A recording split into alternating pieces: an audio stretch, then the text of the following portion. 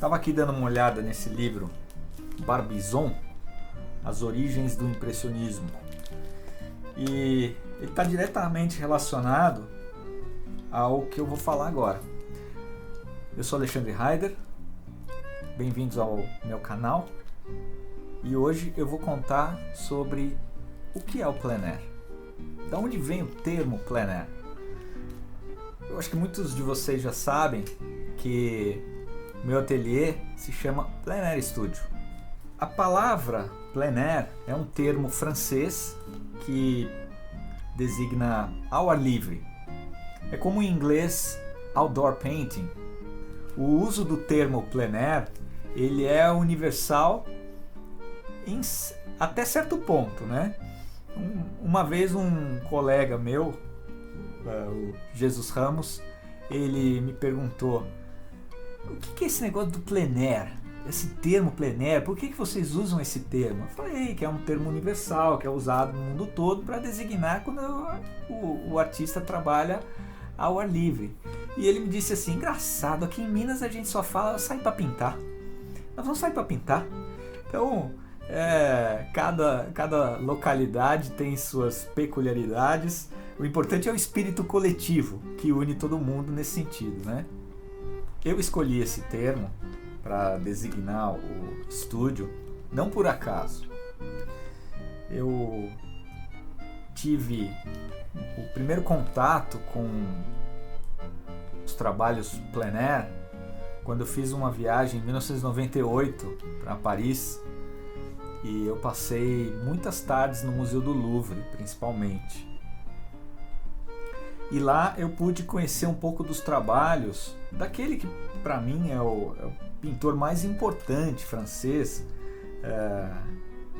dessa fase de meados do século XIX, entre 1830 e 1850, que é o Camille Corot. E ele é o principal nome dessa vertente que começou por causa desse carinha aqui, ó. O tubo de tinta. Foi ele que tirou os artistas do estúdio, do ateliê, e levou para o campo. Porque antes da invenção do tubo de tinta, que foi por volta dos anos 1820, os artistas tinham que produzir seus próprios materiais, misturar o pigmento, e era tudo muito mais complexo. Você sair para o campo com uma tela, um cavalete, e para fazer os seus trabalhos ao ar livre. Então, o culpado é esse tubinho aqui. Outras coisas facilitaram numa época onde os artistas estavam mais relacionados com a pintura neoclássica, essa vontade de aproveitar o que estava em torno deles.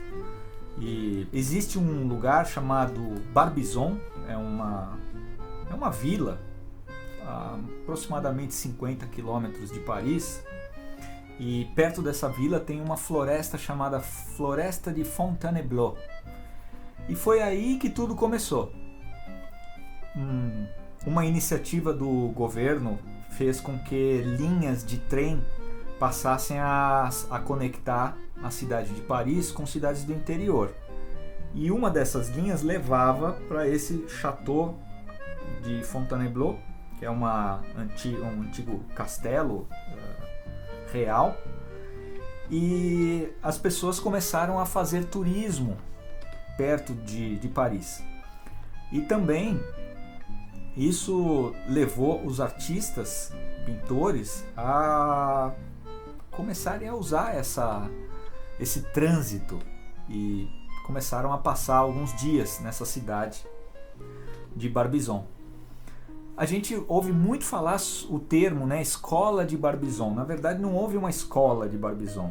A escola é justamente a iniciativa dos artistas de se reunirem para pintar ao ar livre, que começou com Théodore Rousseau, com o Camille Corot e outros artistas que foram inspirados pela pintura do Constable, um pintor inglês que começou com essa ideia de sair para pintar no campo. E Eles podem ser considerados os pais do impressionismo, porque essa primeira geração, a pintura deles ainda estava um pouco relacionada com o academicismo, com a pintura neoclássica. E depois, uma geração posterior, depois de 1860, continuaram a encarar a pintura ao ar livre como um elemento propulsor dos próprios trabalhos. E aí vieram, por exemplo, Monet. Monet ainda estava participando desse primeiro grupo. Tem alguns trabalhos de Monet que não se parecem com trabalhos impressionistas, são trabalhos mais naturalistas da época que ele frequentava a floresta de Fontainebleau e a região de Barbizon. Então a escola de Barbizon, ela é mais uma filosofia que tem a ver com o espírito de se desvencilhar do processo acadêmico de se fazer uma paisagem. E enquanto isso acontecia na França, tinha um grupo, até tem um livro aqui, Il Macchiaioli, que são os impressionistas italianos. Dizem até que eles, alguns deles foram precursores desse hábito de se pintar ao ar livre. Tem uma discussão para saber se eles vieram antes ou depois dos pintores impressionistas, mas fica a dica para fazer uma pesquisa sobre os Macchiaiolis. Enquanto isso acontecia na França e na Itália, a gente tinha também a escola americana, formada pelo Frederick Church, o Winslow Homer e Thomas Moran. Tem até esse livro aqui, O Turismo e a Paisagem Americana. Então são livros que abordam esse tema da saída. Acho que foi um movimento coletivo mundial, a saída do artista do seu próprio estúdio, onde ele fazia, ele pintava paisagens mais relacionadas com a escola acadêmica, e passaram a abrir os olhos para o que estava em volta. A luz passou a ser um personagem desses trabalhos. E esse termo plein air, ele foi adotado como um termo internacional. Em qualquer língua que você seja um pintor e fale plein air, as pessoas já sabem o que significa. Então, essa filosofia de ter a natureza como principal professora fez com que eu adotasse esse nome para o estúdio. E eu procuro, mesmo nos dias de hoje, misturar a fatura do meu trabalho dentro do estúdio com sessões ao ar livre, que eu acho que são sessões onde a gente aprende muito, a gente aprende a educar o olhar, a gente aprende a resolver coisas com mais praticidade na pintura. E isso foi um legado que esses artistas nos deixaram. Uma artista que eu gosto demais, a Rosa Bonheur, que ela fez um dos trabalhos mais impressionantes, está no Museu d'Orsay, que é esse trabalho que eu também executei uma cópia. E ela fazia parte desse grupo que ia para Barbizon passar os finais de semana, estudar.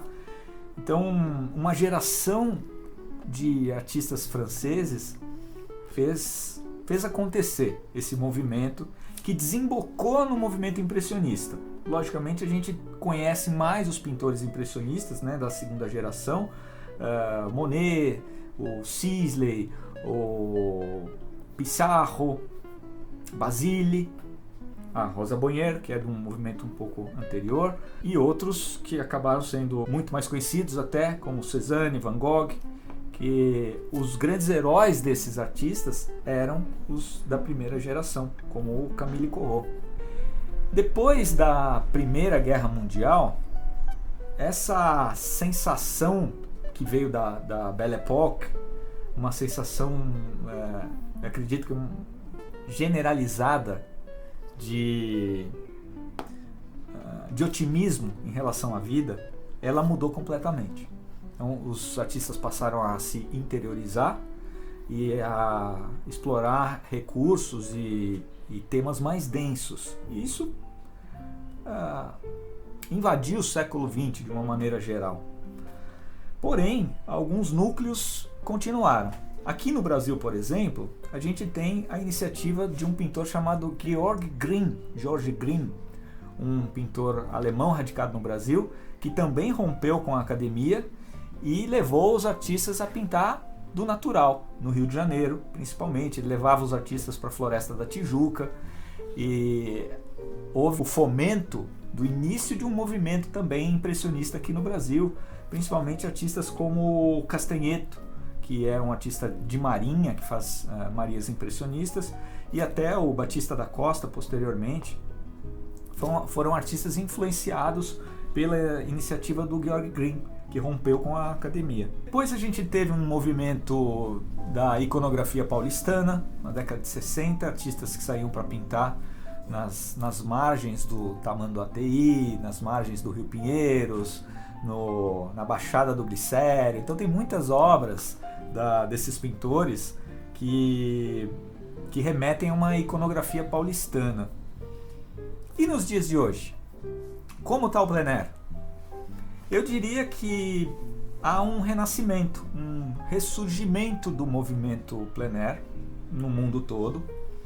Tem os eventos que acontecem ao ar livre, como o Plein Air Convention, como eventos de aquarela que acontecem por toda a Europa. Aqui no Brasil, em Paraty, tem um evento muito bacana relacionado à aquarela, o Plein Air Garopaba. Eu acredito que o movimento hoje em dia está mais relacionado com a experiência que mistura cultura com arte, com turismo, e isso está começando a ser explorado pelos organizadores e é uma tendência entre os artistas. Aqui no interior de São Paulo a gente tem um movimento de Piracicaba, que atrai gente do Brasil todo também, e algumas escolas espalhadas que têm essas iniciativas pontuais de organizar workshops, aulas, e eu acredito que todo mundo tem a ganhar com isso. É um movimento que começou no século XIX, mas que hoje a gente pode dizer que está passando por um reflorescimento, e eu faço parte disso. Gosto, incentivo meus alunos, organizo cursos também. E eu acho que é um tema a ser explorado em outros vídeos, até que eu possa contar histórias complementares sobre isso. Isso é mais para dar um posicionamento, principalmente explicar o termo, da onde ele vem, e incentivar vocês a fazerem suas pesquisas, procurarem esses livros que eu indiquei. Hoje em dia na internet tem muito assunto, tem muita coisa escrita, tem blogs que abordam o tema. Então, para quem tem a curiosidade de saber mais sobre esse universo da pintura ao ar livre, do outdoor painting nos Estados Unidos, que é um movimento muito forte hoje em dia, do movimento en plein air, do termo em francês, que vocês possam estudar e conhecer mais. Hoje em dia tem artistas que preferem sair para fotografar, realizar registros fotográficos para pintar no estúdio, mas eu acredito que a sensação de estar direto em contato com a natureza, ela é insubstituível no que tange o processo de aprendizado, de educação do olhar e também de experiência, de sair e mostrar o seu trabalho. Sempre vai aparecer alguém que vai comentar, as crianças gostam muito de aparecer, e também da gente destravar. Às vezes a gente tem esse receio de sair, de mostrar o trabalho, mas não se preocupem com isso. Peguem seus materiais. Hoje a gente tem também a evolução em termos de materiais, tintas, pincéis, tem esse material aqui que se chama Pochade Box, que é feito por um colega nosso da Plein Air Brasil, e ela se adapta num tripé de fotografia. Então é muito prático hoje em dia sair para o campo, mesmo com essa ideia da pintura a óleo que demora para secar. A gente tem vários artifícios hoje para guardar um trabalho. Tudo nos leva a sair para o campo, e quem puder ter essa experiência, faça. A aventura está lá fora. Além da Pochade Box, tem esse material aqui, que também foi feito pelo nosso colega, e uma coisa, antigamente eles usavam isso de madeira, né? Mas juntamente com esse painelzinho aqui, eles se encaixam e você pode guardar o seu trabalho, e sem encostar um no outro você pode planejar uma viagem aí de alguns dias e fazer seus trabalhos sem correr o risco de estragar enquanto eles secam. Então tudo nos leva a sair do estúdio hoje em dia. Então vamos aproveitar essa sensação, e numa época que o mundo agora está se abrindo, está se reabrindo, vamos ganhar o campo. Sempre tem algum lugar perto da sua casa, do seu estúdio, que você pode pegar sua maleta, um parque. Tem gente que mora perto de localidades muito bonitas, atraentes. E eu tenho certeza que, por pior que seja, a experiência vai ser agradável. Então, go outside! Vamos pintar em plein air! Espero que vocês tenham gostado do vídeo de hoje.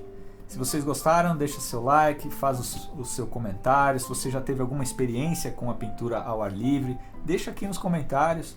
E se você acha que tem alguém que vai gostar do vídeo, compartilha ele, tá bom?